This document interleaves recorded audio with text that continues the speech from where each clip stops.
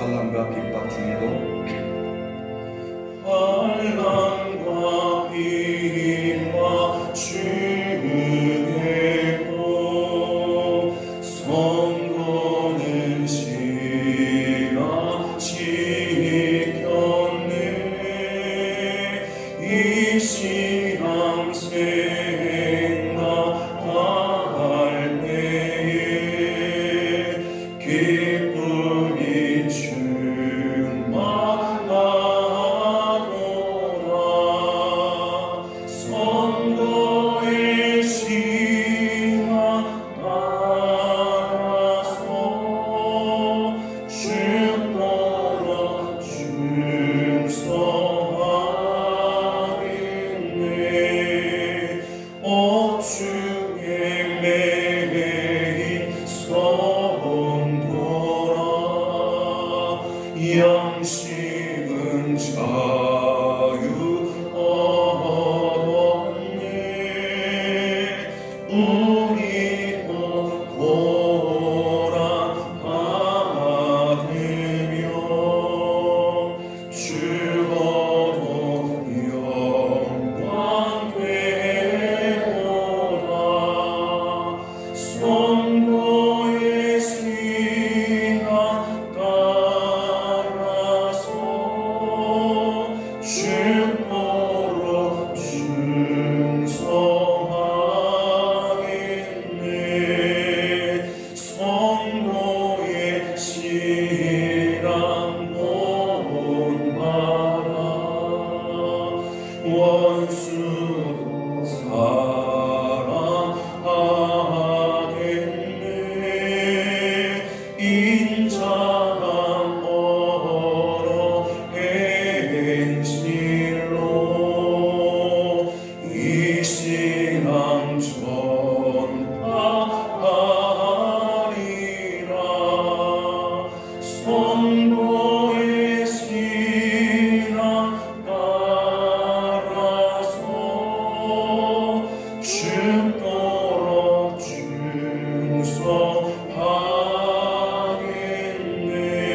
충성하겠네. 아멘.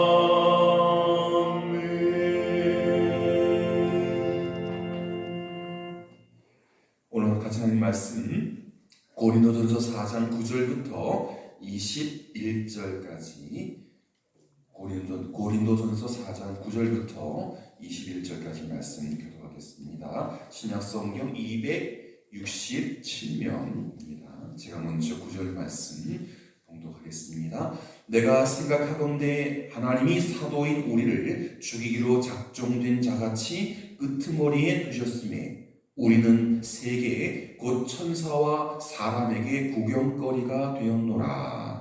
우리는 그리스도 때문에 어리석으나 너희는 그리스도 안에서 지혜롭고 우리는 약하나 너희는 강하고 너희는 존귀하나 우리는 비천하여 바로 이 시각까지 우리가 줄이고 목마르며 헐벗고 매맞으며 정처가 없고 또 수고하여 친히 손으로 일을 하며 모욕을 당한 즉 축복하고 박해를 받은 즉 참고 비방을 받은 즉 권면하니 우리가 지금까지 세상에 더러운 것과 만물의 찌꺼기 같이 되었도다.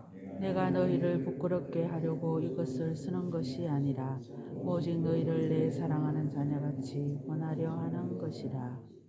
그리스도 안에서 일만 스승이 있으되 아버지는 많지 아니하니 그리스도 예수 안에서 내가 복음으로써 너희를 낳았음이라. 그러므로 내가 너희에게 권하노니 너희는 나를 본받는 자가 되라. 이로 말미암아 내가 주 안에서 내 사랑하고 신실한 아들 디모데를 너희에게 보내었으니 그가 너희로 하여금 그리스도 예수 안에서 나의 행사 곧 내가 갇혀 각 교회에서 가르치는 것을 생각나게 하리라. 어떤 이들은 내가 너희에게 나아가지 아니할 것 같이 스스로 교만하여 졌으나 주께서 허락하시면 내가 너희에게 속히 나아가서 교만한 자들의 말이 아니라 오직 그 능력을 알아보겠으니 하나님의 나라는 말에 있지 아니하고 오직 능력에 있음이라. 같이 읽겠습니다. 너희가 무엇을 원하느냐? 내가 매를 가지고 너희에게 나아가랴. 사랑과 온유한 마음으로 나아가랴. 아멘. 설교 전에 어제 우리가 함께 3분 동안 부르짖었던 그 기도에 하나님께서 정확하게 응답하셨음을 감사드립니다.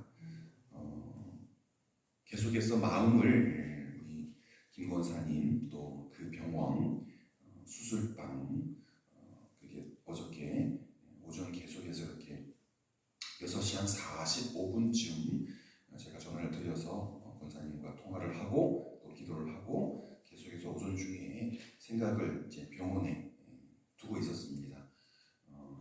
따님이 전해 주셨어요.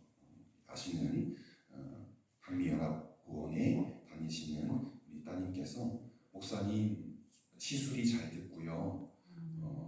원래는 대개의 모든 환자들이 내 시술을 하고 중환자실에서 하룻밤을 지내게 되는데 너무 상태가 좋아서 일반 병실로 바로 내려갔습니다. 할렐루야. 아멘. 그럴 수 있죠. 일반 병실로 올 수 있죠. 그런데 우리가 뭐 했습니까? 우리 가족이니 우리 동역자니 어제 이렇게 부르짖어 기도했는데 하나님께서 무엇보다 우리 며느님을 위한 기도하셨을 우리 송 권사님 오늘도 제가 방송실에 볼 일이 있어서 이게 저 뒤에 있는 불이 4시에 켜지거든요. 한 4시도 못 되어서 늘 일찍 오셔서 기도하셨고 또 어제는 더 특심하게 기도하신 줄 믿고 임장모님 또 몸이 불편하시지만 사랑하는 아내이니 집에서 얼마나 애끓여 기도하시겠습니까? 거기에 저희들의 기도가 합쳐져서 어제 기적 같은 일이 난 줄 믿습니다. 오후 늦게 권사님께 전화가 왔어요. 목사님 힘들어 죽겠어요. 왜냐하면 그 수술하신 의사 선생님께서 절대 움직이지 마라. 여러분 침대에서 가만히 있어 보세요. 죽겠죠. 좀 움직여야 되는데 그게 안 된대요. 그러니 등 붙이고 가만히 있는 게 힘들다고. 그 감사한 거죠. 중환자실에서 의식이 없고 막그 오락내락하는 상태가 아니어서 그 전화 받았을 때 너무 감사했습니다. 권사님 잘 견뎌내셨습니다. 다시 돌아오시기 전까지 기도의 손을 풀지 않겠습니다. 우리 성도님들도 그럴 줄 믿습니다. 늘 권사님 앉는 그 자리에 새벽 기도의 자리에 또 예배의 자리에 오실 때까지 기도의 손을 풀지 마시고 기도의 무릎을 펴지 마시고 함께 기도해 주시면 더 큰 기적이 우리 교회 가운데 흘러넘칠 줄 믿습니다. 아멘. 고린도 교회는 참 복받은 교회 같아요. 바울이 세우고 또 문제와 사건 사고가 많았지만 또 아비 같은 바울이 요건 이렇게 풀면 좋겠다. 요건 이렇게 하면 해결되겠다. 그죠? 시시콜콜하게 아비가 스승이 아니라 정말 딱딱한 선생님이 아니라 정말 나은 아버지의 마음으로 교회와 또 성도 간의 어려움과 문제를 풀어주고 있기 때문에 참 복받은 교회다 그런 생각이 듭니다. 하지만 2000년 전 또 이 편지를 읽고 있는 고린도 교회는 한없이 영적으로 미숙한 상태였습니다. 생각해 보십시오. 아직 신약 성경도 없지요. 신학교도 없지요.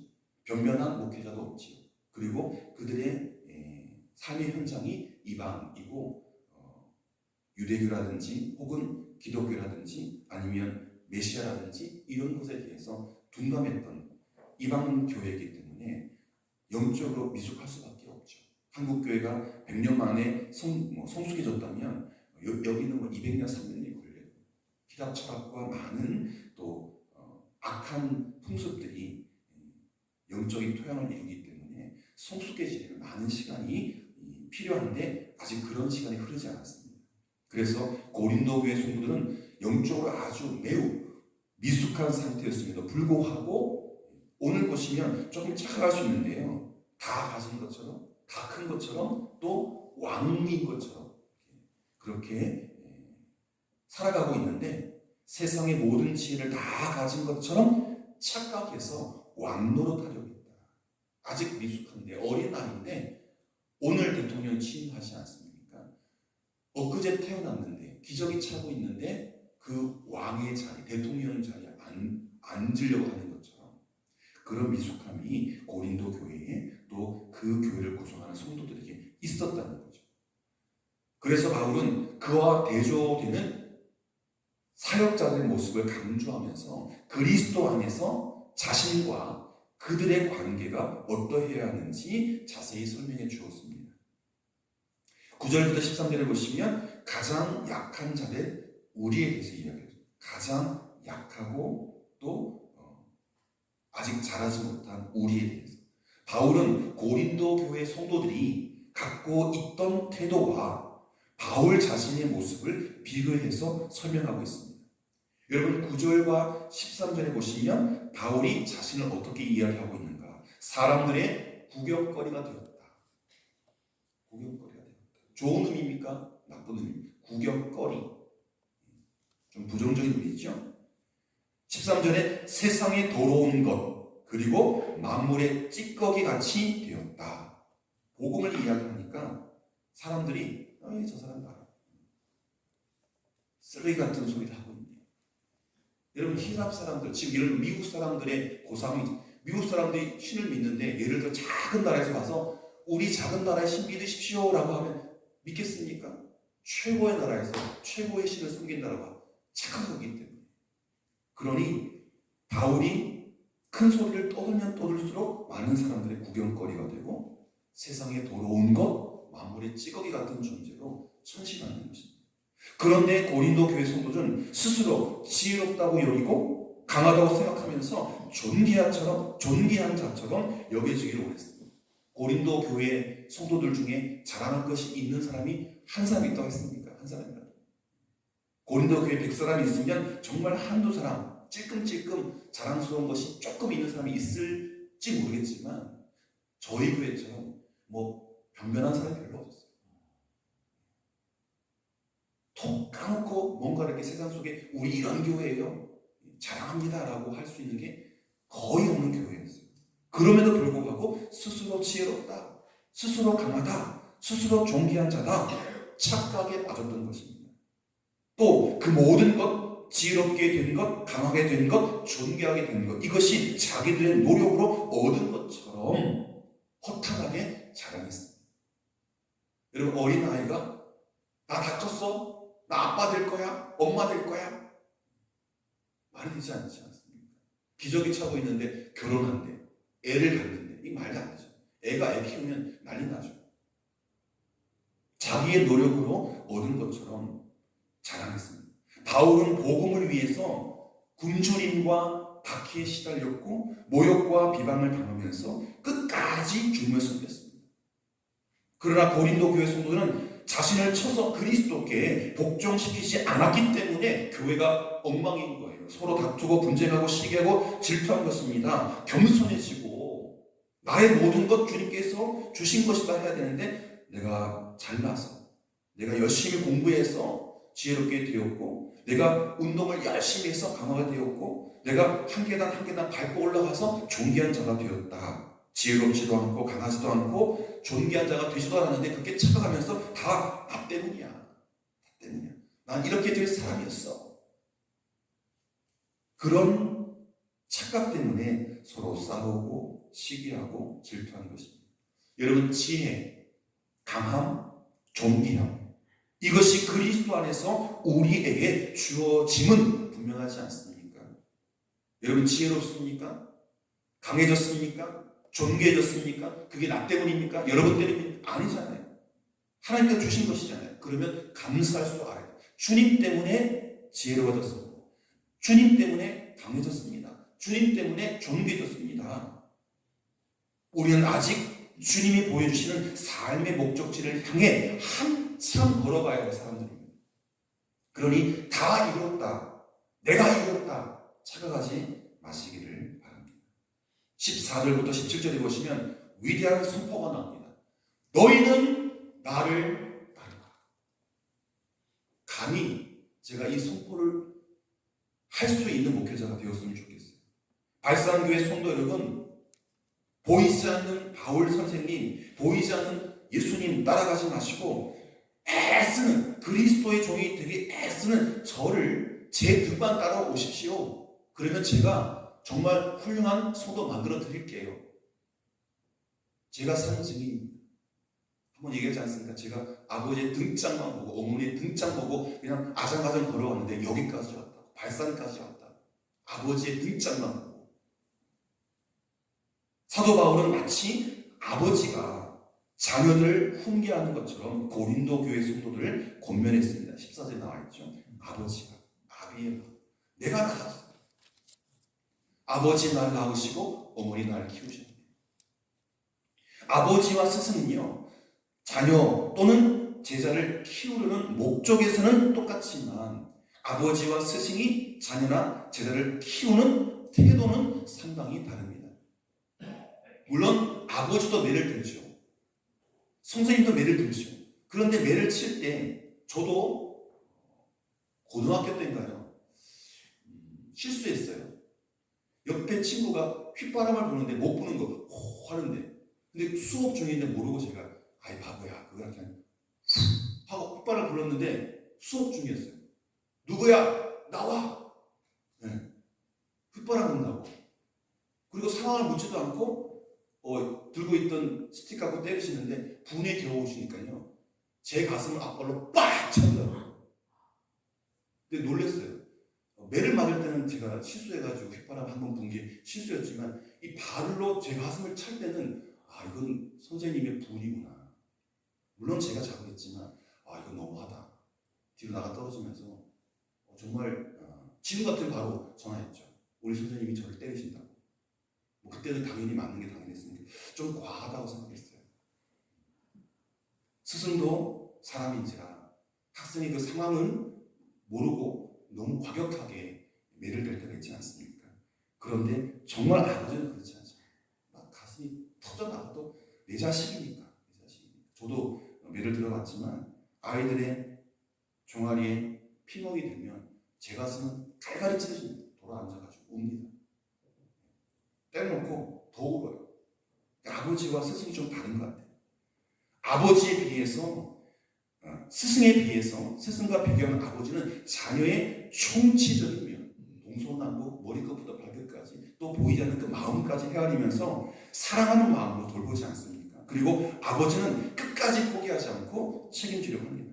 이렇게 고린도 교회 성도들의 상태가 어떠하든지 바울은 아버지의 마음으로 포기하지 않고 건면하여서 성숙한 그리스도인으로 새로운 마음을 가지고 있었습니다. 바울은 그들의 영적 아버지로서 그들의 복음으로 인해서 생명을 갖게끔 열심히 일했던 것입니다. 누구의 마음으로? 아버지. 여러분 기도해 주십시오. 인간적으로 보면 제가 이경호 목사님이나 또 우리 장장로님이나 한참 후배죠. 아들 같고 생활 수 없는 큰형님의 막내 동생 같죠. 인간적으로는 얻을 게 없습니다. 그러나 성령께서 저에게 아버지의 마음을 주셔서 여러분을 다 가슴에 끌어안고 천국으로 달려가요. 그래서 바울이 했던 여러분 나를 본받으십시오 라고 할 수 있는 이 선포와 이 외침을 할 수 있는 목회자가 되면 좋겠다. 바울처럼 영적 아버지로 든든히 섰으면 좋겠다.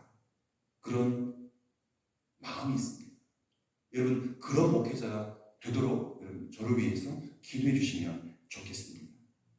어머니가 생명을 다해서 아이를 10달 품고 있다가 또 생명을 다해서 출산하는 것처럼 산고의 고통을 겪으면서 한 영혼 한 영혼에게 복음을 전하여 거듭나게 했고 거듭난 자가 잘 성장하도록 온갖 돌봄을 사도 바울은 제공했던 것입니다. 그 열매가 고린도 교회예요. 그 열매가 고린도 교회 성도 한 사람 한 사람. 바울은 고린도 교회 성도들이 자신을 본받는 자가 되기를 바랬습니다. 우리는 어린 아이와 부모를 보면서 닮아가고 배워가는 것처럼 믿음의 스승을 보고 따라가는 자들이 되어야 합니다. 아직도 제 앞에 아버님이 계십니다. 아직도 저 앞에 어떤 분은 손가락질을 할 수 있지만 서인준 목사님, 저를 영적으로 키워주신 아비가 앞에 서 있습니다. 잘 달려가고 계십니다.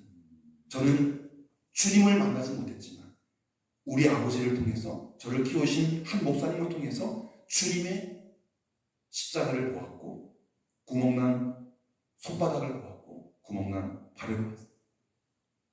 그분들의 등 뒤를 잘 따라가고 있습니다. 여러분도 품고 있는 그 믿음의 스승, 그 믿음의 스승을 잘 따라가면 그 끝에서 그분과 함께 주님을 만나는 은혜가 있기를 바랍니다. 마지막 18절부터 21절 보면 하나님의 나라는 말이 아니라 능력이다. 무엇이 아니라 무엇이라고요? 말이 아니라 능력이 있다. 영적 지도자에게 양육받을 때 반드시 버려야 할 것은 교만입니다. 교만. 바울은 고린도 교회에서 성도들에게 정말 충만하게 있는 교만을 지적합니다. 여러분, 순종과 겸손이 충만해야 되지 성도에게 교만이 충만하면 안 돼요. 여러분, 오늘 대통령께서 한 거의 200m를 걸어간다 하시죠. 한 걸음 한 걸음 겸손입니다. 그 자리에서 내려오실 그날까지 겸손, 나는 아무것도 아닙니다. 국민이 만들어준 대통령입니다. 국민 바라보고 하나님 바라보고 겸손으로 한 걸음 한 걸음 내딛기를 원합니다. 여러분, 성도는 절대 교만하면 안 됩니다. 마치 자신이 이미 성숙한 것처럼 착각하는 자들이 있는데 실은 아직도 그들이 한없이 부족한 자들이다. 바울은 다 알고 그걸 지적했어요. 너희 다 큰 거 아니야. 착각하지 마. 성숙 천만에 교만하지 마. 교만하는 자들은 자신이 이미 다 이룬 것처럼 착각합니다. 아직도 안 컸는데, 이룬 게 하나도 없는데.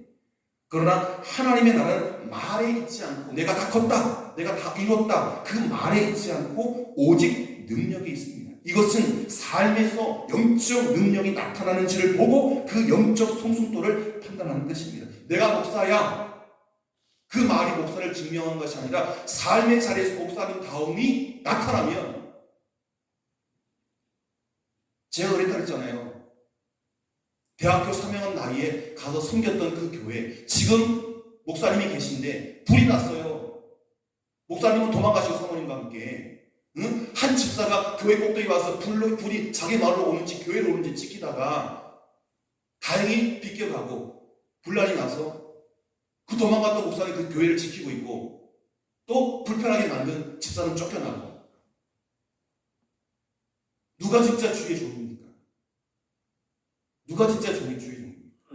뭐라고 하신지 아세요, 목사님이?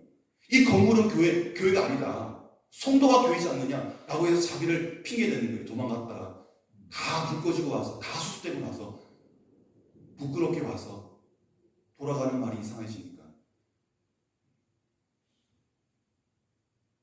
물론 한 분의 실수고 한 분의 모자람입니다만은 제가 거룩한 불이 났어요. 팔이 안에 굽는다고 제 가족이기 때문에 그런 게 아니라, 나한테도 저런 분이 있을까? 내가 잘못한 걸 생각하지 않고 성도에게, 상처받은 성도에게, 그래도 내가 성도를 다른 교회로 떠미는, 그리고 믿음 밖에 떠미는 그 미련한 목사가 아닌가, 저 자신을 돌아보았습니다. 여러분, 하나님 나라는 말이 있지 않습니다. 목사라고 하면 그 삶의 자리 걸음걸음마다 목사의 한계가 나야 하고, 성도라고 하면 모든 말과 행동과 또 의식과 무의식까지 성도다움이 있어야 합니다. 그래야 전도가 되죠. 그래야 교회가 되죠. 목사라고 자랑하고 목사다운 행동이 없고, 성도라고 명찰이 붙어있는데 성도다움이 없으면 그렇게 해서, 그래, 너희들 잘 먹고 잘 살아. 기독교 아니야. 응독교야. 세상에 영향이 없죠.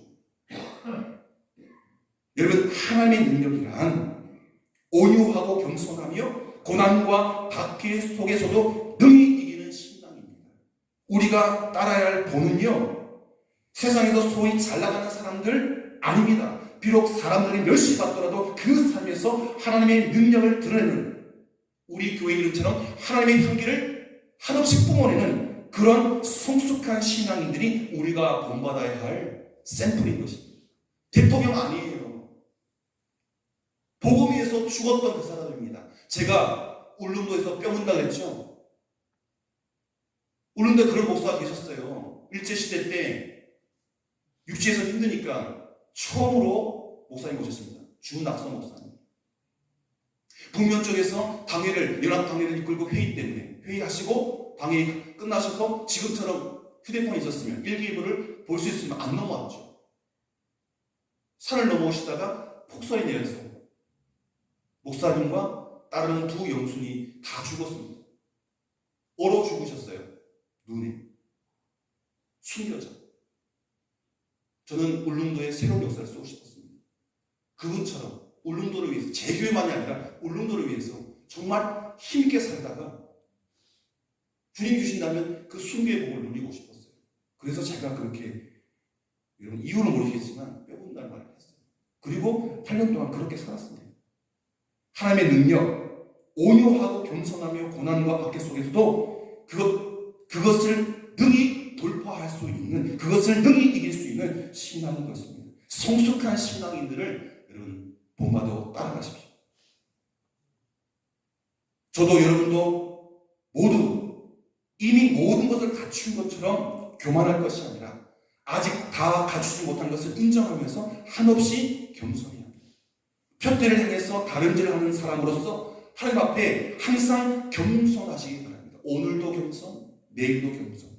더 자리가 높아지고 가진 것이 풍부해질지라도 겸손하면서 아직 우리의 인생의 신앙의 경주가 끝나지 않았기 때문에 우리가 스스로 낮추어 오히려 삶에서 하나님의 능력이 드러나고 하나님의 영광이 드러나야 하는 것입니다. 이것이 그리스도인의 추구야.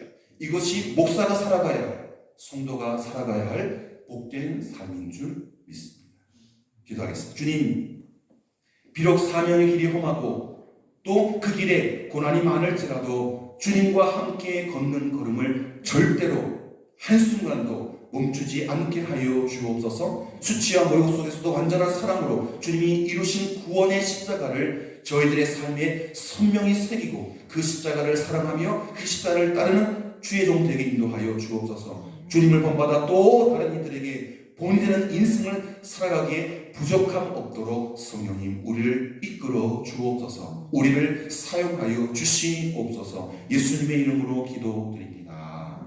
아멘. 하늘에 계신 우리 아버지, 아버지 이름을 거룩하게 하시며 아버지의 나라가 오게 하시며 아버지의 뜻이 하늘에서와 같이 땅에서도 이루어지게 하소서. 오늘 우리에게 일용할 양식을 주시고 우리가 우리에게 잘못한 사람을 용서해 준 것 같이 우리 죄를 용서해 주시고 우리를 시험에 빠지지 않게 하시고 악에서 구하소서. 나라와 권능과 영광이 영원히 아버지의 것입니다.